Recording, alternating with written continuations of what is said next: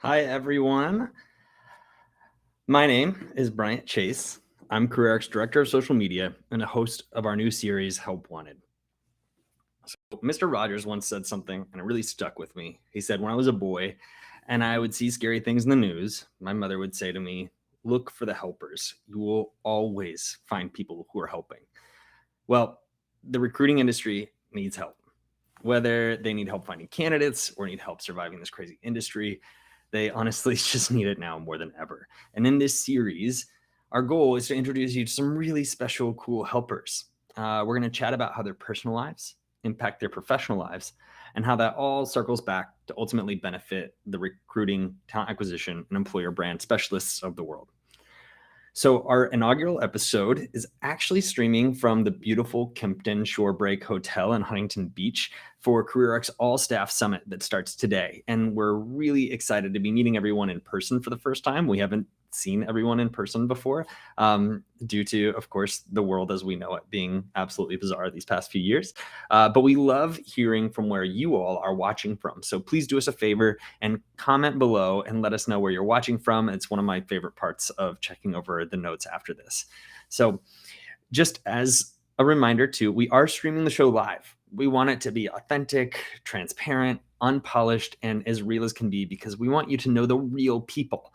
We won't edit or trim things down, but any feedback you can provide in the comments, we genuinely really appreciate. We want this to be fun and conversational while providing valuable feedback. But the number one thing is that you guys have as much fun listening as we have talking. So that's something that's also really, really crucial. We're going to have a bunch of different guests, but our guest today is someone who has been so important to me, Alyssa Gioscia. She is our Director of Enterprise Development. But today, we're going to be talking about her role as an executive coach and as my coach even. So here she is, Alyssa. Thank you for joining us. Hi, everyone, and welcome. Yeah, so you're our inaugural guest, and we're super appreciative of that. So take a moment and tell everybody about yourself. Absolutely. Thanks, Bryant. So my name is Alyssa Gioscia. I am the Director of Enterprise Development at CareerArc. I am also an executive coach. I have been with CareerArc for 6 years, and I've had different roles at the organization. But now, in my current role, I'm very excited because I get to coach for the organization. So as an executive coach, I get to bring that into everyone who works at CareerArc, which is really exciting. And I am located in Austin, Texas, normally, but currently like Bryant in the Shorebreak Hotel in Huntington Beach. So we're getting to enjoy a little beautiful sun and sand while we're here. Yeah. And it's funny, Alyssa's actually right next door to me. and just so you all know too, we are good friends on top of all this, which is really, really fantastic. So if you notice our candor with one another, that's a lot to do with it, and we want to maintain that. So even if you guys are just able, I know a lot of people are working right now, so even if you all are just listening in, feel free to just put us on the background, and hopefully you'll listen and enjoy everything you hear. But Alyssa, you did not start out as an executive coach. So you told me a story about how you started out, and I thought it was really fascinating, and I feel like it kind of sets the groundwork for this presentation today. So tell everybody how this all happened. Absolutely. I think it's a good story. So as I've been at CareerArc for a little over 6 years now, and I started at CareerArc as a client success manager, and I really enjoyed it because I got to work with clients in a variety of different industries. And one day I was talking to a friend who's also a colleague and fellow coach, and he asked me if I had had a good day, and I said yes. And he said, well, is this your dream job? And I had to stop and think about it because I thought, well, I really like it, but I don't know if I would classify it as my dream job. And so we started talking, and I realized, well, I would like to be able to answer that question, what is my dream job? So I started working with him as a coach. And the more I saw the way coaching was impacting my own life and the way I was interacting with colleagues, the way I was interacting with clients, and what he was doing as a coach, I realized, gosh, I really love this. And I looked back also at the types of jobs that I have had, which a lot of them are things like being a client success manager, where you're coaching and working on strategy and talking with people and building relationships. And I thought, well, that's really what I want to be doing. And so I became a certified coach on my end. And then after conversations with our CEO within the organization, was able to now bring that into CareerArc, which is just thrilling for me because, as Bryant said, we have friendships here. So I have colleagues who I love working with, great friendships, and now being able to offer coaching to them is actually very exciting. It's thrilling for everybody too, because I utilize the coaching that we have with Alyssa, and I love it. And there are plenty of times where I am like, Alyssa, do you have time for like a 5-minute coaching pep talk? Because I'm going through something and it's stressing me out. And you are always so helpful, which makes sense because literally as soon as I started, you and I clicked right from the get-go. And it just makes so much sense. You're made to do this type of work. And I'm so appreciative that our CEO recognizes the value of reallocating this new skill set that you've developed for yourself to the rest of the team, because it makes me feel like I'm doing a better job for everybody too. So it's really special. But that's one of the things that has been so important that I mentioned a minute ago, is that idea that I come up with mental blocks, and I think a lot of people come up with mental blocks, especially in the recruiting industry. It doesn't even necessarily have to be mental from like, I can't think of something. It could be, I can't think about anything else because this other thing is absolutely, taking control of my mind at the moment. And you can really help. You've really been able to help me remove mental blocks and reallocate them to other places. How do you go about doing that? What's the kind of trick that you use there to help us see things from beyond our own kind of vision space? Well, less than a trick, but I would say, my coaching style is very inquisitive. So it's inquiry based. I like to ask a lot of questions because we do bring our own unique perspectives and personalities to a space. But sometimes because of that, we may see something in a way that's colored by our experiences. And so it's my job as a coach to ask a lot of questions and say, is it true the way you're viewing that? Or is there a different way we can look at that? Or what have you tried? Okay, what else could you try?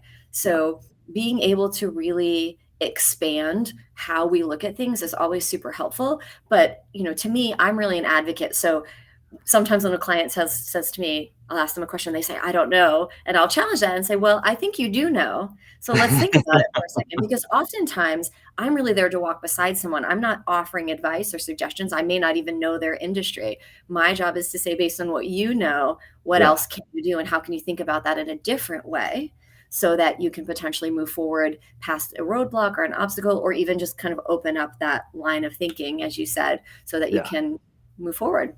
Oh, that like whenever you say like, I think you do know, is when I like jokingly respond back, well, I don't like your tone, because Right. because you're getting at me. And a lot of us do. We create these kind of create kind of mental blocks for ourselves that keep us from kind of getting outside of it, because it's scary to do new things and to try new stuff.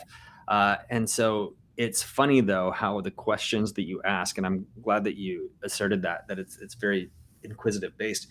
The questions that you ask, if I'm being honest with myself and thoughtful with myself, I often am like, cool, I don't want to admit that I now immediately have a new perspective for something that one question can open up a week's worth of kind of mental jumble.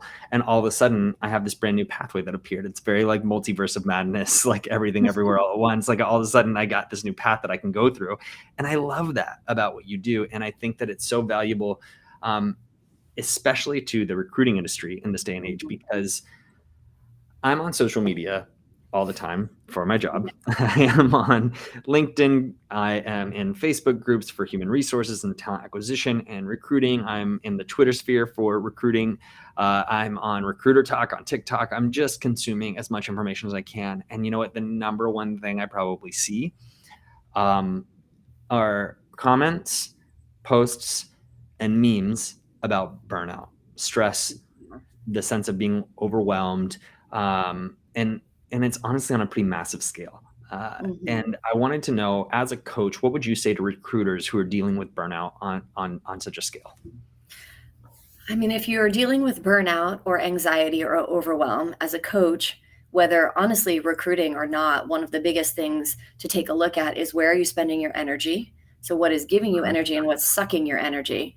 And can I say no to reallocate, adjust the things that are taking energy from me? And also to look at your workload. Oftentimes, we have overwhelm because we feel like there's futility in our workload. Like, I'm doing all this work, but it's not really getting me results, yet I have to keep doing this work. So what can you look at and say, I'm not going to do that anymore. I'm going to shift over here. Because if we're stuck in this idea of, well, that's how I have to do it, I'm like holding on to it very tightly, we can get stuck and it feels like we're on a gerbil wheel and we're not getting the results that we want. So looking at both your energy and your workload to see what's sucking it away, what's not getting me the results that I want, and shifting it can be very helpful. Well, what's interesting to me too that you said is that oftentimes we get stuck in a cycle, and it's almost like you're in a current and out in the ocean, and you can't swim out of it. And there is a trick. You're supposed to swim along the shore when you're in a current. And I think with coaching and our mentality focus on our work is similar, to get out of that current of thinking. Because the thing is that the other thing that I see all the time is, well, I'm at this company and they're doing this, they have the same practice that they had from 10 years ago. But so much has changed within that time frame.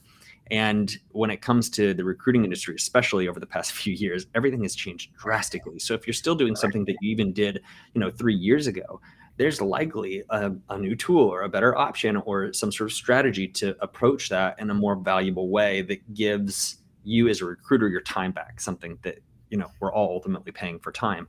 And I think that's really, really special too. Yep. And there's the opportunity. Where can you look for automation, delegation, just scrapping something if it's not working? Because to your point, in recruiting right now, it could be every 3 months that you're trying new things. So a trick that I like to do with clients too is, what are 10 things that you could try to move this idea forward? And sometimes people can only get to 6 or 7, but the fact that they even have 6 or 7 is great. And I'll even invite them, like, let's get really outlandish. So for example, and I'll use a side example that doesn't have to do with recruiting, but somebody who's saying, I need money for X. So great, let's go crazy. Do you want to sell your hair? Do you want to sell a kidney? Right? These are things that you probably are not going to do. But sometimes if you open up your mind to these more outlandish ideas, then the pendulum swings back and you can say, oh, well, but I do have this equipment potentially that I could sell that I don't use anymore, or this thing in the attic. And so it opens up your mind to think about things in a little different way. So how can I get creative around this and come up with some new ways to approach it? And they may or may not work, and that's okay. But anything that you do or try is going to give you data. So how do I want to do it differently next time? Or that didn't work quite as I was hoping it would, but there were some things that I learned from that I might like to try in a different way. So everything isn't quite so black and white. Yeah. I'm currently rewatching Breaking Bad, and that is an outlandish idea. It's a fascinating show, but I don't want that to be our lives, even though our lives sometimes do feel that chaotic, even just the day to day. But the other thing that I think is kind of sticking out to me is, the idea of moving on from something that you're currently doing that isn't working. A lot of people see that as failure. And how do you break out of the failure mindset of like, this is a failure? Because the way that, quite frankly, I'm going to ask you the question, but I'm also going to tell you one of the things that you helped me understand too, is that you talked about how it's kind of a spectrum. So there's, success and failure are not, singular entities. There are always things, even if you do the best thing that you've ever done in your life, there are always ways to improve upon it. I think sports is a really fascinating example of that, where even if you break a world record, there's somebody else who's going to train to break that one too. And then even when you fail at something, it's still information that you're learning and you're taking in and you're developing and you're building towards a new space. So can you elaborate on that a little bit more too? Yeah, absolutely. Failure is one of those words where we almost automatically hear it and give it a negative connotation, which isn't necessarily true. So if we look at failure as simply a learning opportunity, a temporary setback, and a data point, for example, then failure doesn't become, I failed, and it's this like very negative, it Definitive, defines me kind of moment. It simply becomes like, okay, well, that did not go how I was expecting it to go. Maybe it didn't go how I wanted it to go. And I might have some emotions around that and go like, ooh, that kind of stinks. It didn't go how I wanted it to go. But what did I learn from this? How do I want to do it differently? How can I try that again and improve on it, to your point? So it's really a moment in time and something that's temporary and informative, rather than a singular moment that stops us in our tracks because now we are a failure. It's just that thing that didn't work quite how we wanted it to. That's a really great point. The internalization of failure as like, okay, this project that I was trying to make happen didn't happen. It doesn't mean I'm a failure. It just means that that's not right for us in this moment. Correct. In this moment. Yeah. And even at work, one of the things that I say to everybody all the time is that we always do the best that we can with the resources and circumstances that are provided. And the And knowledge that we have. yeah. And Right. so just bring that all full circle to emphasize the point. Like, I get recruiters are going through it. It's been so, so tough across every different industry. There's some sort of new complication or block that arrives. And I wish everybody had an Alyssa, because it's so helpful to have you on board here for our own team.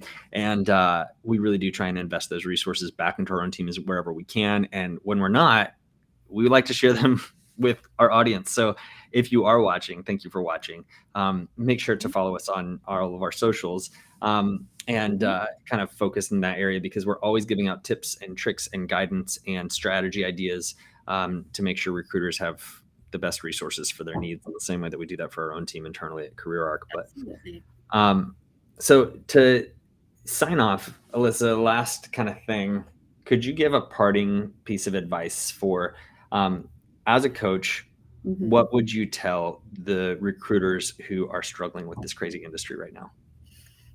Yeah, there's so many things. So my final thought would be really to check your areas. Like, do you feel like there's things that you're doing where you feel like they're not a good use of your time? And how can you push back on that and find better ways? Because you all know all the things to do. You've been hearing them forever, where to Mhm. find people. But if it's not working, what are some, get outlandish, what are some ways you can reach people in a new way, or talk about something on your own social channel that you might think, I don't know if people would want to hear about it, but try it out. So be brave, be courageous. And if you don't hit it with the first thing, try something new.